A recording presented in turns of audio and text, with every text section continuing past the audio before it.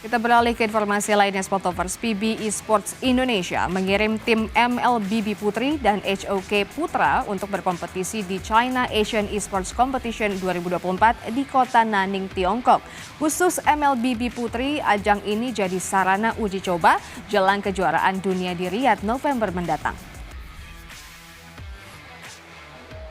PB Esports Indonesia kembali mengirimkan atletnya untuk berkompetisi di luar negeri. Kali ini tim nasional Mobile Legends Bang Bang Putri serta Honor of Kings Putra untuk berlaga di ajang China Asian Esports Competition yang digelar di kota Nanning, Tiongkok. Kontingen berangkat dari Bandara Internasional Soekarno-Hatta Selasa siang. Tim MLBB Putri akan bersaing dengan tim yang didominasi putra pada CAEC 2024. Diikuti 11 perwakilan negara, Cindy Lawrence Siswanto harus bersaing dengan Thailand di fase grup untuk melangkah ke fase gugur. Ini jadi kesempatan bagus bagi tim MLBB Putri Indonesia mengingat mereka akan turun di kejuaraan dunia di Riyadh pada November mendatang. Timnas ini memang udah melalui sebuah perjalanan seleksi tidak serta-merta langsung. Apalagi kalau yang Mobile Legends wanita, itu juga dia juga punya track record yang sangat bagus, yaitu juara SEA Games, emas untuk juara SEA Games kemarin di Kamboja, sehingga tidak meragukan. Ini kedua kalinya kita turnamen yang rata-rata playernya itu cowok, jadi ya kita mau kasih yang terbaik, apapun yang terjadi kita kasih yang terbaik lah. Sementara itu untuk tim HOK, PBSI tidak membebani target muluk-muluk mengingat tim ini baru saja terbentuk. Melewati fase grup dengan total 8 negara menjadi target realistis bagi Emmanuel Hendo dan kawan-kawan, di samping menambah jam terbang internasional. Rinintan Niken, Angga Nuriski, Kompas TV, Tangerang, Banten. Sementara itu Persipura Jayapura bertekad mengincar poin perdananya saat melawan Persela Lamongan dalam lanjutan Liga 2 Grup 3 pada Rabu sore. Menghadapi Laskar Joko Tingkir, Persipura Jayapura dibayangi rekor buruk usai belum pernah menang dalam 2 laga beruntun Liga 2, termasuk kekalahan di kandang saat menjamu Persibo Bojonegoro pada Minggu kemarin. Pelatih Persipura Jayapura Ricardo Salampesi mengaku bahwa setelah kekalahan kontra Persibo Bojonegoro langsung melakukan sejumlah evaluasi di lini pertahanan dan serangan. Selain itu Persipura mendapat tambahan kekuatan dengan bergabungnya 2 pemain senior yakni Justinus Pae dan Yeter Amohoso setelah pulih dari cedera. Dengan bertambahnya 2 pemain senior di tim, Ricardo Salampesi bertekad untuk memutus hasil buruk di 2 laga awal Liga 2 sekaligus peraih kemenangan perdana di Stadion Mandala Jayapura. Evaluasi utama tentunya di lini pertahanan, ya kita ada beberapa kesalahan individu yang kita lakukan sehingga kita dengan kesalahan positioning sehingga kita kebobolan 2 gol kemarin lewat hampir dengan proses yang sama. Kemudian juga di menyerang kita banyak ciptakan peluang tapi tidak memaksimalkan dengan baik, ya tentunya itu menjadi catatan penting menjelang pertandingan besok. Ya satu hal juga yang saya sampaikan kepada pemain, percuma kita bermain bagus tapi kita tidak mendapat hasil yang baik, ya jadi harus seiring sejalan, main bagus dan juga hasil yang baik untuk tim Persipura. Jelang laga pembuka kualifikasi Piala Asia U20 melawan Maladewa, pelatih timnas U20 Indra Syafri pantang anggap remeh lawan dan akan fokus laga demi laga. Indra Syafri juga menegaskan akan bermain kolektif dan tidak akan ketergantungan dengan 1 atau 2 pemain. Timnas Indonesia akan memulai perjuangan untuk 1 tempat di Piala Asia U20 dengan menghadapi Maladewa Rabu malam. Pelatih Timnas U20 Indra Syafri memastikan skuadnya dalam kondisi prima. Serangkaian persiapan mulai dari turnamen internasional di Korea hingga pemusatan latihan di Bali telah dilalui dan membuat skuad Garuda semakin percaya diri. Pantang anggap remeh lawan, Timnas akan fokus laga demi laga untuk meraih hasil maksimal. Indra Syafri juga menegaskan tidak akan bergantung dengan 1 atau 2 pemain. Skuad yang ada merupakan pemain terbaik yang tersedia setelah melewati tahapan promosi dan degradasi. Ya, karena ini tim sesuai dengan arahan dari Ketua Umum dan saya setuju bahwa di tim nasional 20 itu harus ada setiap posisi ada 4 pemain. Jadi nggak ada masalah, misalnya Welber nggak ada, yang lain ada. Saya diskusi dengan tim Performance Analyze, semua data kita kumpulin, akhirnya kita putusin, kita berikan kesempatan untuk kelahiran 2005.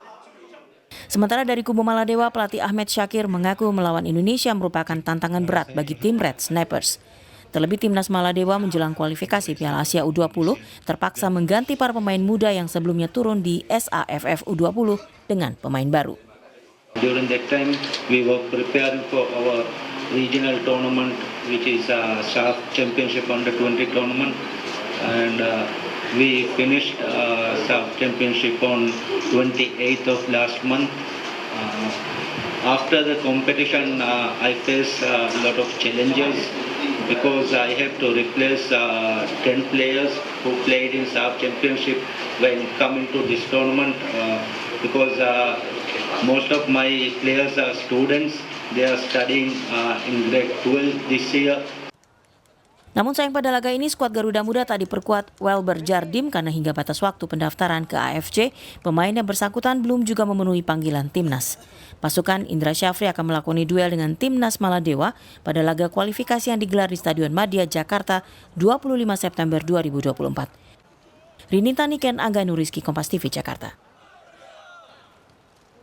Lalu apa upaya yang harus dilakukan baik dari manajemen Persib Bandung dan juga supporter agar kasus kericuhan kemarin bisa selesai dan tidak terulang lagi? Kita sudah bersama dengan perwakilan pendukung Persib Bandung, ada Eko Maung Kristianto, Sekjen Yayasan Bobotoh Club.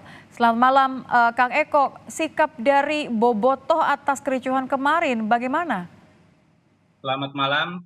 Kalau sikap secara umum ini terbagi dua ya Mbak ya. Yang pertama adalah Bobotoh yang menyalahkan total, saya katakan menyalahkan total ya, supporter yang melakukan aksi kemarin. Lalu pihak berikutnya adalah sama-sama Bobotoh, tapi mereka menolerir, memaklumi kejadian kemarin karena mereka menganggap bahwa pemicunya itu yang salah adalah PT Persib Bandung Bermartabat. Tadi sudah diceritakan di awal, dijelaskan bahwa ini terkait ada dua hal sebetulnya triggernya ya.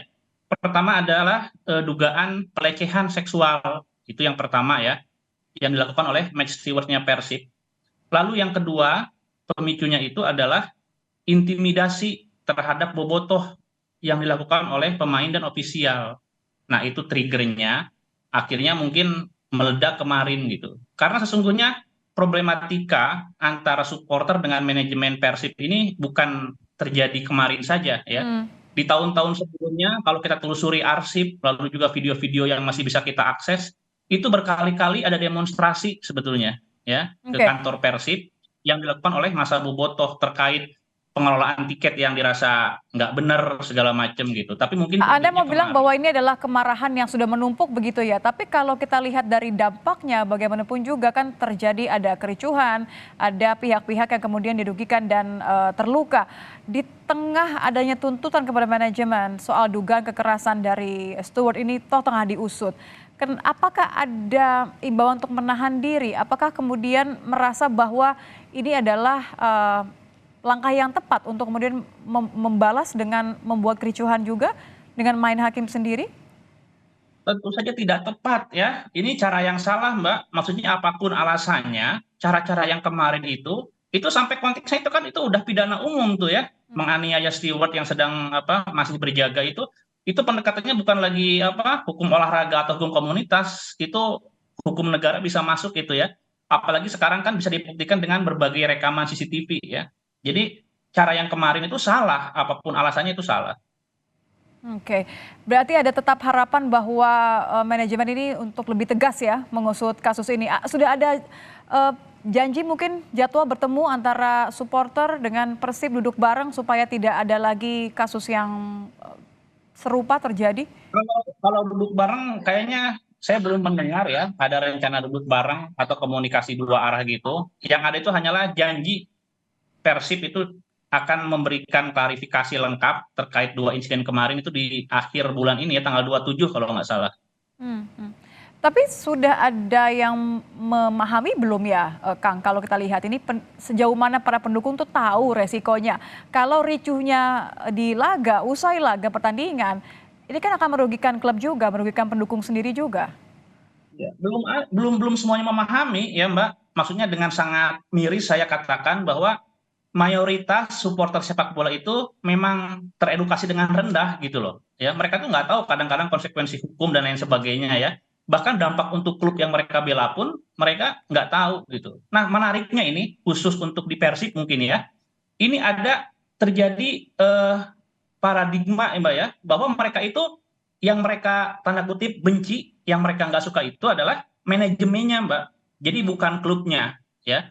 Kemarin kan pemicunya ini karena banyak yang salah paham ya, banyak yang aneh tuh katanya mengatakan bahwa ini Persib kan udah menang lawan Persija. Kenapa supporternya tetap turun katanya, tetap ricuh. Nah, kemarin itu pemicunya bukan hasil pertandingan, pemicunya itu dua hal tadi Mbak, pelecehan sama intimidasi. Jadi yang menjadi targetnya itu sebetulnya bukan para pemain yang dianggap bermain jelek atau sebagainya macam ya, tapi manajemennya itu. Jadi supporter saat ini ada yang menganggap manajemennya nggak becus ya, pengurus PT Persib Bandung bermartabat nggak becus, tapi itu mereka lepaskan dari kecintaan mereka terhadap klub sepak bolanya gitu Mbak. Oke, jadi dianggap karena saat itu ada di depan mata begitu ya, langsung turun Ya. saja ke lapangan untuk menunjukkan ketidaksukaannya begitu ya?